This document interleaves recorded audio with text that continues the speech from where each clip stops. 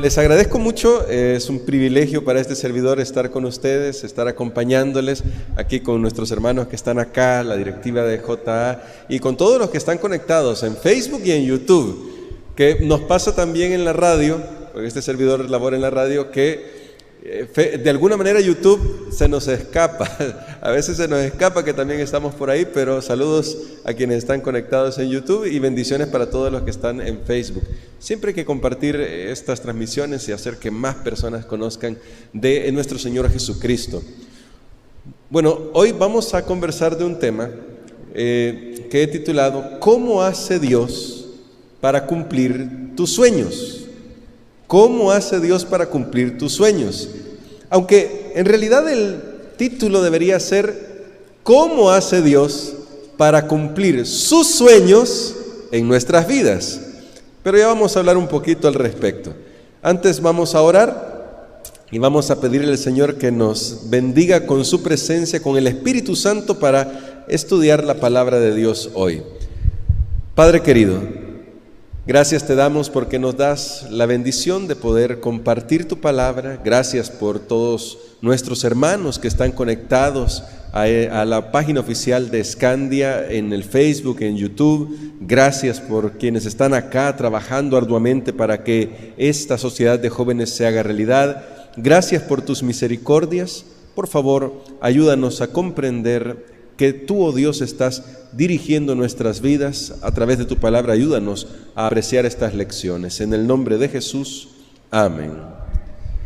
Vamos a conversar de lo siguiente hoy. Hoy vamos a hablar un poco acerca de cómo estamos antes de que Dios comience a cumplir sus sueños en nuestra vida.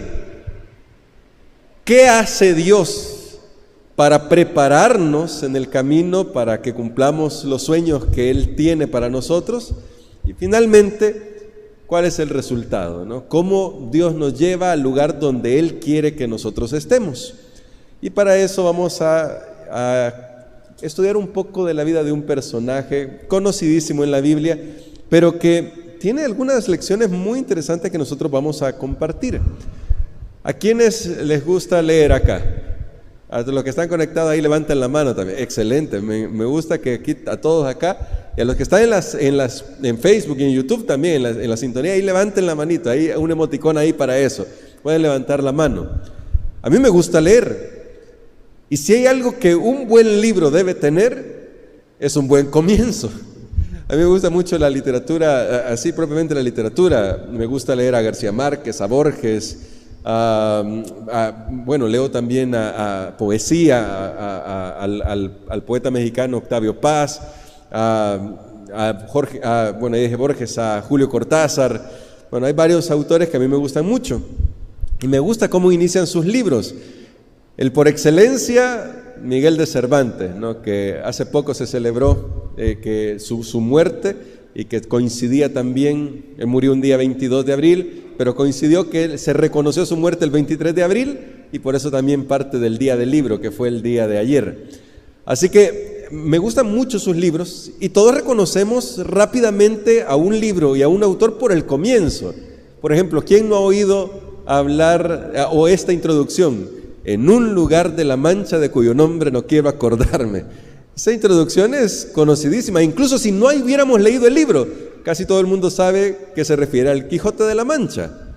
Hay otra que a mí me gusta, no sé si será muy conocida esa, pero a mí me gusta muchísimo cómo comienza el libro de García Márquez, 100 años de soledad.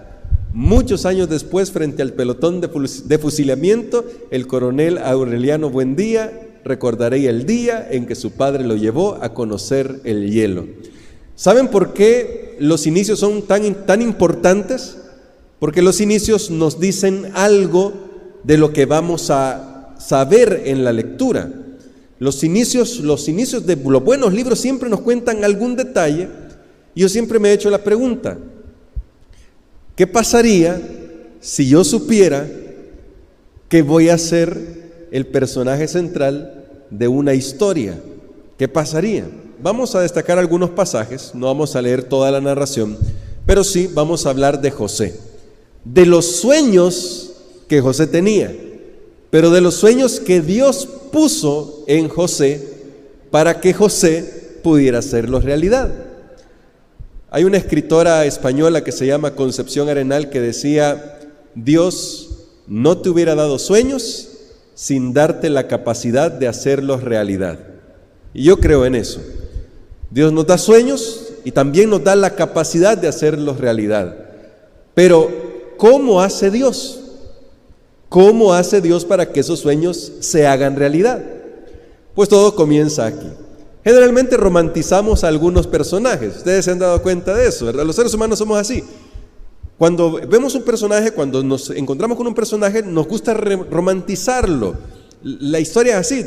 Pensamos en José y pensamos en el primer ministro de Egipto, José, ese gran hombre. Y sí, nos acordamos de su historia, nos acordamos de que fue vendido como esclavo y que fue calumniado, que trabajó no sé cuántos años, bueno, sí, la Biblia no dice más o menos cuántos años, pero trabajó varios años como esclavo, después estuvo en la cárcel por la difamación, pero luego triunfó, se encumbró, fue un gran hombre. Y nos quedamos con esa imagen, decimos: José, qué maravilla de José. Así que hoy vamos a analizar el proceso de José y nos vamos a dar cuenta de que José no era ese héroe que nosotros a veces creíamos. Y les voy a decir por qué. No tengo nada en contra de José, pero lo que pasa es que yo soy hermano mayor, y él era hermano menor, así que no es que tenga algo en contra de José, pero ya van a ver qué es lo que pasaba con José. Dice el texto, siempre estoy en el verso 2, lo siguiente, un poquito más adelante: el joven estaba con los hijos de Bilha y con los hijos de Silpa, mujeres de su padre, e informaba José a su padre de la mala fama de ellos. Yo no sé quiénes tienen hermanos aquí. Los que están en transmisión, ahí pueden poner: yo tengo hermanos, y los que estamos aquí no sé quiénes tienen hermanos. Pero cuando uno tiene hermanos, uno sabe que hay una especie de complicidad entre los hermanos. Esto es un hecho.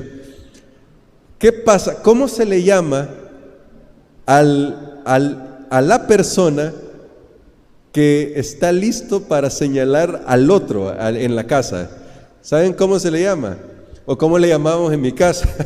No es que estuviéramos señalando, nos señaláramos así mutuamente, pero le llamamos el pone dedo. Sí, es el pone dedo. ¿Y saben qué quiere decir eso, no? Del pone dedo, ¿verdad?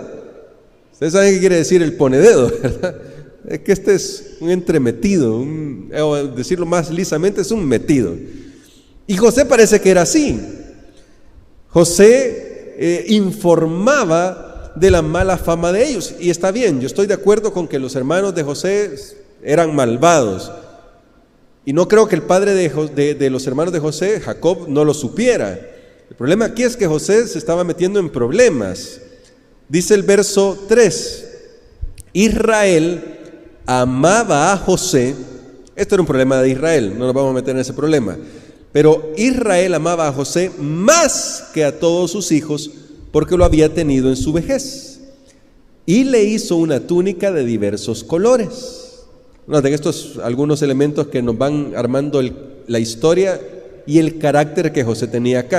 En primer lugar, ya vimos que era un entremetido. Yo no sé si a ustedes les gusta esa imagen, o si a ustedes les gustaba, a los que tienen hermanos, que cuando ustedes hacían una travesura, su hermanito llegara: mira mamá, ¿sabes lo que hizo fulano? A ver, ¿a quién le gustaba eso? Mira mamá, ¿y sabes qué hizo hoy fulano en el colegio? ¿A quién le gustaba eso? A nadie. Eso, la verdad, que causaba problemas en la familia. No es que me pasara a mí. Yo soy hermano mayor, esto es todo lo que puedo decir. Ahora, y mis hermanos menores a veces, yo era el que ponía el dedo a veces. Pero la cosa es que José comenzó quizás a ganarse de esa manera el favor de su papá, y se convirtió en el hijo favorito. No sé si lo hizo por los méritos propios, aquí dice que porque lo tuvo en la vejez, pero además el papá cometió un error. No me preocupa mucho en este momento el error, pero hay una cosa bien interesante en cómo se iba formando el carácter de José. Dice la Biblia, dice esta versión, que se le dio una túnica de diversos colores, y se ha explicado mucho de eso. Algunos autores dicen que además de ser de diversos colores, en realidad la túnica, la característica esencial que tenía era que era de mangas largas. Ese era el problema real de la túnica, que fuera de mangas largas. ¿Por qué? Porque sus hermanos eran pastores. Ellos hacían trabajo de pastoreo, es decir, tenían que andar con ropa que fuera cómoda. Ahora, el hecho que le diera mangas largas a José significaba que lo iba a excluir del trabajo para ocuparlo en otra posición. José ya no más iba a volver a trabajar porque tenía una túnica de mangas largas. Ya él no podía hacer el trabajo ya porque su papá lo había apartado para otra cosa.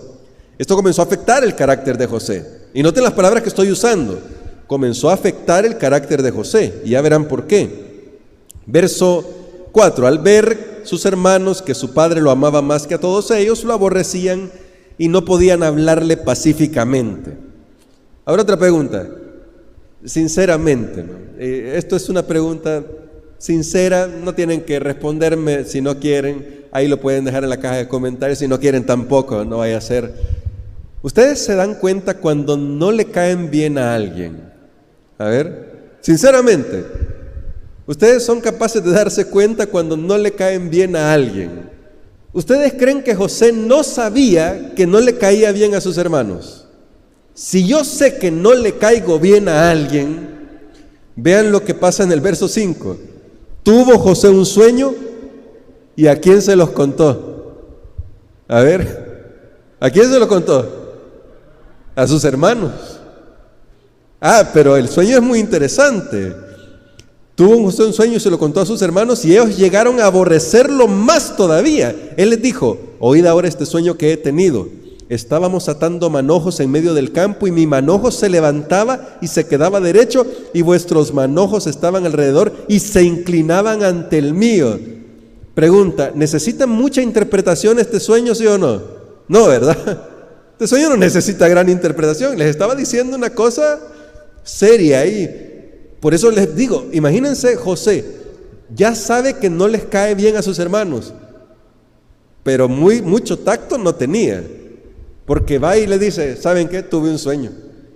Ya tengo las mangas largas, ahora les voy a contar este sueño. Y en este sueño resulta que sus manojos se inclinan ante mí, ante el mío, quiero decir. Ya me imagino a José ahí jugando con eso, ante mi manojo. Es decir, realmente estaba provocando. Esta es la realidad. El carácter de José así nos muestra que no tenía mucho tacto. Era un poco imprudente. Luego, vamos a adelantarnos un poquito. Vean lo que dice en el verso 9.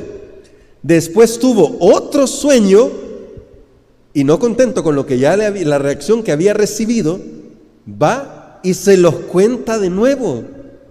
No sé qué pretendía José, la verdad. No puedo meterme en la psicología de José en este momento, pero no sé qué pretendía José, pero va y les cuenta el sueño de nuevo y este es también evidente. Dice: he tenido otro sueño, soñé que el sol, la luna y 11 estrellas se inclinaban hacia mí.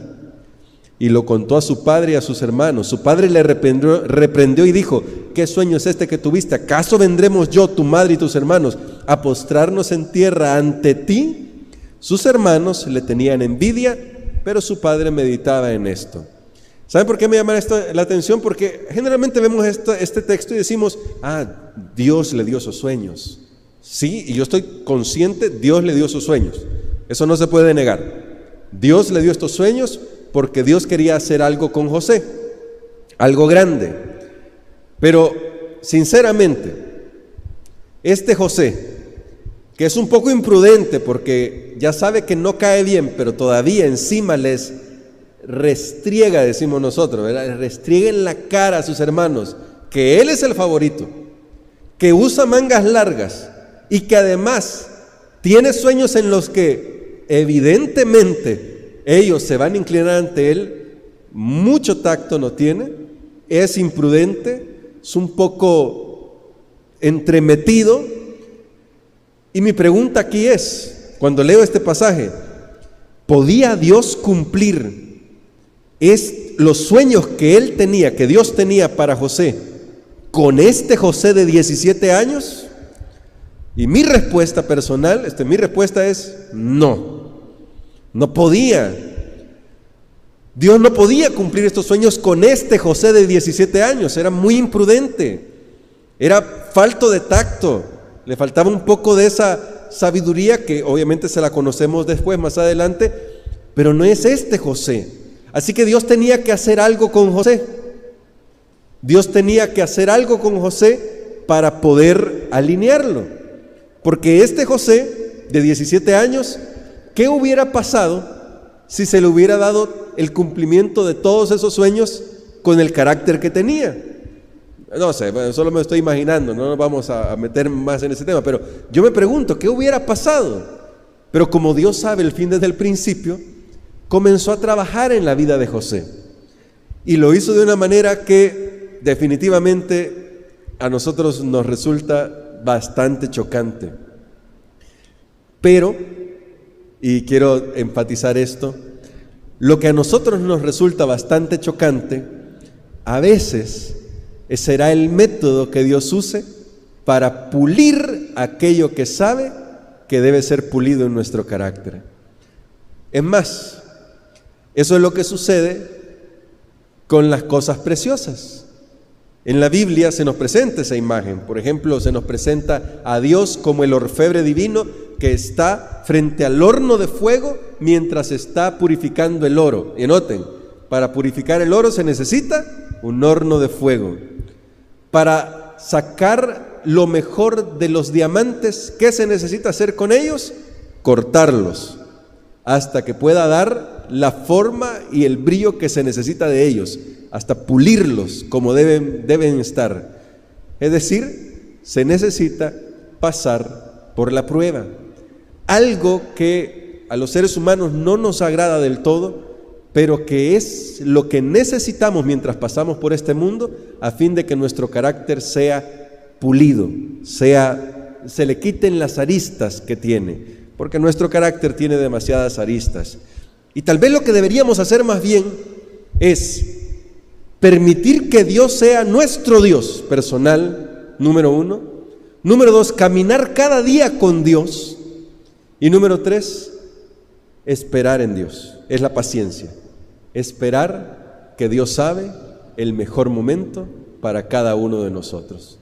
Y cuando llegue ese momento, nos daremos cuenta que Dios habrá respondido de una manera que ni siquiera imaginábamos. Cuando Dios finalmente cumplió el sueño de José, yo creo que José no se imaginó que así era como Dios quería cumplir ese sueño. Creo que José no se imaginaba eso. Todo lo que José podría haber imaginado tal vez era que iba a ser el líder del clan familiar, pero Dios lo convirtió en el primer ministro de la nación más poderosa de la tierra de ese momento. Siempre recuerden también, los sueños de Dios superarán nuestras expectativas. Solo tenemos que caminar con Él y esperar en Él.